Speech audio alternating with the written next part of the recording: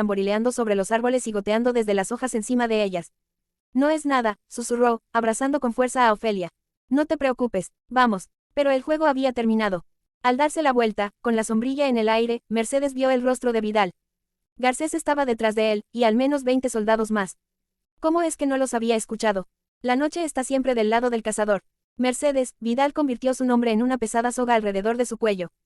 Dejó que su mirada recorriera su rostro, paralizado de terror, y luego miró a la niña. Ofelia. No intentó disimular su odio. Tomó a la niña del brazo y dejó que Garcés se ocupara de Mercedes. La van a matar. Era lo único que pensaba Ofelia mientras el lobo la arrastraba de vuelta al molino, a través del bosque, sobre el patio cubierto de lodo, donde su madre. Página 134 había muerto. Van a matar a Mercedes como mataron a mi madre. El lobo la condujo escaleras arriba con manos de hierro. Ordenó que uno de sus soldados vigilara la puerta antes de empujarla violentamente al interior de la habitación. ¿Cuánto hace que sabes de ella? Le dio una bofetada. El rostro de Ofelia seguía mojado por la lluvia, o acaso eran lágrimas las que cubrían sus mejillas. No importaba. Las gotas de lluvia también eran lágrimas. El mundo entero lloraba. ¿Cuánto hace que te ríes de mí, pequeña bruja? El lobo la sacudió y Ofelia percibió su deseo de hacerle más daño. Romperla, rajarla como a uno de esos conejos que la cocinera preparaba para él y sus hombres. Finalmente la soltó profiriendo una terrible grosería y se quitó la gorra, respirando con pesadez, alisándose el pelo. Por primera vez había una grieta en su máscara, y eso asustó mucho más a Ofelia que la furia del fauno. El lobo jamás perdonaría que hubiera visto su debilidad, así como jamás perdonaría que no le hubiera contado lo de Mercedes. Vigílala, le gritó al soldado que estaba en la puerta. Y si alguien intenta entrar, se puso la gorra nuevamente, alisándola, componiendo la máscara, mátala primero. La mejilla de Ofelia comenzó a arder como si la bofetada le hubiera partido la piel. Comenzó a llorar en cuanto el lobo cerró la puerta, tantas lágrimas, por su madre, por Mercedes, por ella misma. Página 135. Y 33. Solo una mujer. Ahí estaba, atada a la viga manchada con la sangre de Tarta mientras afuera amanecía un nuevo día. Mercedes no miró a Garcés cuando le apretó las cuerdas y le amarró las manos frente al cuerpo, del mismo modo en que había atado las de Tarta. Vidal se ocupaba en revisar su bolso. Se había quitado los guantes. Solía hacerlo cuando interrogaba a un prisionero, resultaba muy difícil limpiar la sangre de los guantes de piel. Mercedes lo sabía, lo había hecho ella misma varias veces. Chorizo, arrojó al piso el fiambre. Con esto no iban a alimentarse solo tú y la niña, ¿cierto? Y desde luego que esto no lo robaste para la niña, olió un pequeño paquete. Mi mejor tabaco. Debiste habérmelo pedido. Te lo habría dado, Mercedes. Garcés sonreía mientras hacía otro nudo, al tiempo que su capitán revisaba las cartas que Mercedes iba a llevar a los hombres en el bosque. Quiero los nombres de quienes hayan escrito estas misivas. Los quiero para mañana, entregó las cartas a Garcés. Sí, capitán. ¿Por qué no había dejado las cartas? Todos los seres queridos contra quienes ahora se lanzarían los soldados. Nada lastimaría más a los hombres en el bosque. Todas esas palabras de amor se convertirían en armas contra aquellos a quienes pretendían reconfortar. Mercedes trató de ahogar el llanto. La desesperación se le acumuló como agua envenenada en el corazón. El amor es una trampa tan terriblemente eficiente. Y la más cruel de todas las verdades sobre la guerra es que convierte al amor en un riesgo de muerte. Mataremos a tu madre, violaremos a tu hermana, le romperemos los huesos a tu hermano. Mercedes se recargó contra la madera astillada. ¿Qué más daba si la mataban ahora? Había temido este momento durante mucho tiempo. Su corazón estaba tan exhausto por todo el miedo que ya no sentía nada más que arrepentimiento por haber llevado las cartas y compasión por aquellos que pronto oirían golpes a su puerta. Vidal se desabotonó la camisa que ella le había lavado y planchado. ¿Cuántas veces había maldecido las manchas de sangre de alguna otra persona? Y su sangre, se quedaría en las mangas, o Vidal se quitaría la camisa. Sí, piensa en lavar camisas, Mercedes. No le dé tiempo a tu mente de pensar en lo que te hará. Puede irse, Garcés. Página 136. No sabía exactamente qué transmitía la mirada que le dirigió Garcés. A algunos soldados no les gustaba torturar a las mujeres. Su capitán no tenía ese escrúpulo. Sospechaba que lo disfrutaba aún más que romper a los hombres. ¿Está seguro, capitán? Mercedes no recordaba haber escuchado reír a Vidal antes. Por el amor de Dios. Es solo una mujer. Mercedes miró fijamente los muros de madera del granero. Serían lo último que vería. Los flancos muertos de árboles, mientras el bosque vivo allá afuera estaba ya lejos de su alcance. Garcés cerró las puertas del granero tras de sí. Eso es lo que siempre pensaste. Esa es la razón por la que pude hacerlo tanto tiempo. Era invisible para ti. Mercedes siguió observando la pared para que su captor no notara el miedo en sus ojos. Pero Vidal se acercó a ella y la tomó de la barbilla, forzándola a mirarlo a los ojos. Maldita sea. Descubriste mi debilidad. El orgullo, escudriñó su cara como si fuera un trozo de carne preciosa. Toda suya para hacerla sangrar. Afortunadamente es la única que tengo. Mentiroso. Mercedes sintió sus dedos presionándole las mejillas. Cuánto disfrutaba su indefensión, cómo gozaba al convertir su belleza en algo que pudiera poseer por medio de la destrucción. Y ahora encontremos tu debilidad. Vidal le soltó la cara y caminó hacia la mesa donde tenía sus herramientas. Es muy sencillo, dijo, dándole la espalda mientras tomaba el martillo. Por supuesto hablarás, volvió a poner el martillo sobre la mesa, examinando las otras herramientas como si dudara de cuál usar. Pero tengo que estar seguro de que todo lo que digas, tomó un gancho de hierro, analizándolo con ternura, sea verdad. Sigue hablando, rogaba Mercedes, mientras sus dedos buscaban silenciosamente el cuchillo escondido en su... Sigue hablando, rogaba Mercedes, mientras sus dedos buscaban silenciosamente el cuchillo escondido en su delantal. Tendría suficiente filo, lo necesario para cortar la cuerda en vez de picar cebollas y zanahorias. Sí, hablarás. Precisamente, aquí tenemos algunas cosas para ello. Aún le daba la espalda. Mercedes estaba segura de que Tarta había escuchado el mismo discurso. A Vidal le encantaba vanagloriarse.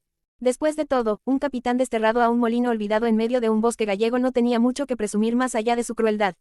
Orgullo. No, vanidad. Esa era su debilidad, la urgencia de afirmarse constantemente, a sí mismo y frente a los demás, que nada ni nadie se le resistía y que su corazón no conocía ni el miedo ni la piedad. Mentiroso. Tenía miedo de todo, especialmente de sí mismo. Mercedes mantuvo la mirada en la espalda de Vidal mientras cortaba las fibras de la soga. No usamos nada especial, no es necesario. Uno aprende sobre estas cosas en el trabajo. Página 137.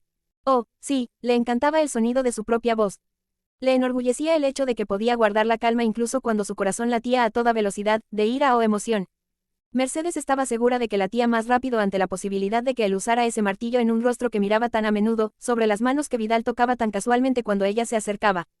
Invisible, sí, Mercedes, hermana de Pedro y de otra hermana que había muerto demasiado joven, hija de padres muertos hacía tanto tiempo. Su yo verdadero había sido invisible para él. Pero Vidal siempre había sido consciente de la belleza de su cuerpo. Ahí estaba. Sintió el filo del cuchillo contra su piel. Sus manos estaban libres, pero había más cosas que cortar. Para empezar, Vidal levantó un par de pinzas. Sí, creo que estas servirán, aún no se daba la vuelta. En silencio, Mercedes se aflojó la soga de las piernas. Sus pies se hundieron en la paja mientras avanzaba de puntitas hacia su captor. Le enterró el cuchillo en la espalda a través de la camisa blanca. Usó toda la fuerza que le quedaba, pero la pequeña navaja era corta, y la carne y los músculos no se cortan tan fácilmente como las fibras de una cuerda. Vidal lanzó un quejido y se tocó la herida, a la vez que Mercedes se echó para atrás, tratando de recobrar el aliento. Nunca antes había apuñalado a nadie y sentía su arma tan frágil como su cuerpo. Cuán abiertos de estupefacción estaban los ojos de Vidal cuando finalmente volteó para encararla. Solo una mujer. Esta vez, Mercedes le clavó el cuchillo en el pecho. Él se derrumbó cuando ella extrajo la daga, pero la había enterrado bajo el hombro, muy arriba del corazón, si es que tenía uno, y la hoja era demasiado corta. Mercedes volvió a clavarle el cuchillo, aunque los dedos se le resbalaban con la sangre. Esta vez el cuchillo cayó entre sus labios abiertos, y Mercedes apoyó la hoja en la comisura de su boca. ¿Lo ves? No soy un viejo, hijo de puta, le dijo entre dientes. Ni un prisionero herido. Le rajó la mejilla con el cuchillo. Entonces, lo miró, de rodillas, presionando la mano contra su boca sangrante. No te atrevas a tocar a la niña, apenas reconocía su propia voz. No serás el primer cerdo que haya destripado. Sus rodillas hablaban otro idioma. Todo su miedo parecía haberse concentrado ahí, pero Mercedes logró llegar a la puerta del granero y abrirla. Ni siquiera se percató de que aún tenía el cuchillo ensangrentado en la mano cuando salió del granero. Logró esconderlo nuevamente en su delantal y comenzó a caminar. Pasó por donde estaban los soldados en el patio. Ninguno le puso atención. Invisible. Solo uno volteó a verla. Un oficial, Serrano. La miró fijamente, pero ella siguió caminando. Se escuchaba la radio frente a los establos, anunciaba los números. Página 138 ganadores de la lotería en la que la cocinera siempre gastaba su dinero. Sigue caminando. Oye, ¿viste eso? Dijo Serrano a Garcés, quien fruncía el ceño, decepcionado, mientras observaba el billete de lotería que había recogido del campamento de los rebeldes en el bosque. ¿Puedes creerlo? El rostro de Serrano estaba pálido de asombro. La dejó ir, señaló a Mercedes. Garcés estrujó el billete de lotería en su mano y lo arrojó al piso. ¿De qué hablas? Mercedes apretó el paso. Sintió la mirada de Garcés sobre su espalda. Quizá no disfrutaba la tortura tanto como su capitán, pero sin duda matar no le molestaba. Oye, le gritó. Tú, detente. Mercedes se echó a correr. Oh, esto era fácil. Garcés sacó la pistola de su funda. Mucho más sencillo que darle con un martillo a un prisionero atado. Apuntó tan cuidadosamente como el padre de Ofelia ponía el hilo en el ojo de una aguja. Ve por ella, Garcés. Pero Garcés se había olvidado ya de Mercedes. Bajó la pistola y observó a su capitán que salía tambaleándose del granero como un borracho, con la camisa cubierta de sangre y una mano presionada contra la boca. Vamos, era difícil comprender lo que decía Vidal con la mano sobre la boca.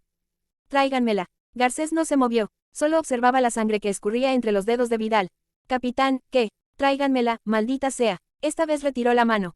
La abertura de la boca que le gritaba a Garcés se extendía hasta la mejilla izquierda.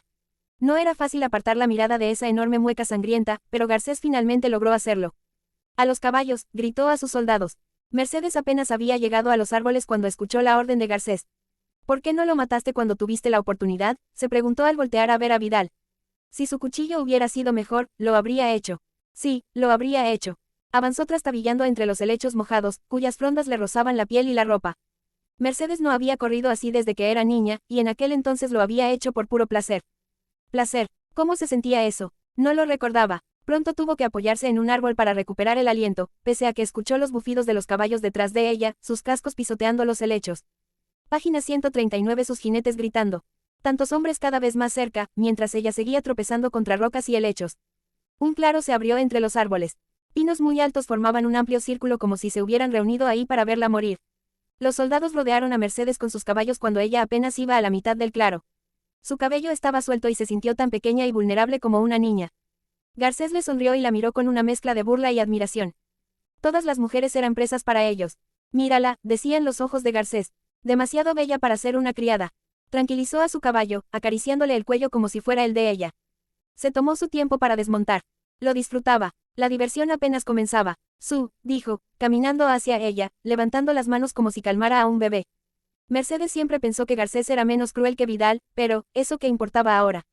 Era uno de ellos. Buscó su cuchillo. La hoja seguía teñida de rojo con la sangre del capitán cuando la apuntó hacia él. Garcés se quitó la gorra del uniforme. Conservaba la sonrisa, como si la cortejara. ¿Vas a apuñalarme a mí? Con ese cuchillito. Oh, cómo deseó Mercedes ser un hombre. Será mejor para ti si vienes con nosotros sin oponer resistencia. El capitán dice que si te portas bien, como la voz de un hombre se convertía en ronroneo cuando cazaba a una mujer. Mercedes presionó el filo contra su propia garganta. Tarta no había tenido esa opción.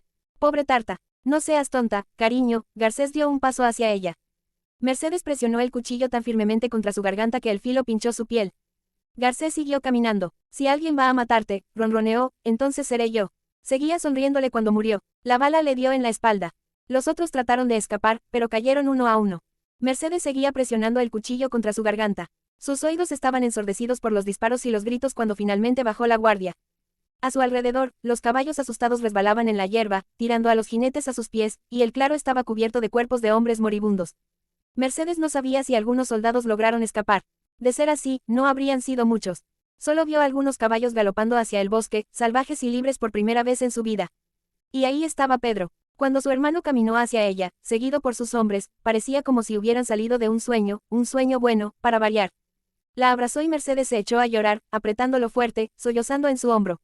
No paraba de llorar, mientras sus hombres disparaban a los soldados que aún se movían entre los helechos. Página 140. Disparos y lágrimas, los sonidos del mundo. Debía haber algo más que eso, pero a Mercedes ya se le había olvidado. Abrazó a Pedro y sintió como si nunca hubiera parado de llorar. Página 140. Página 142.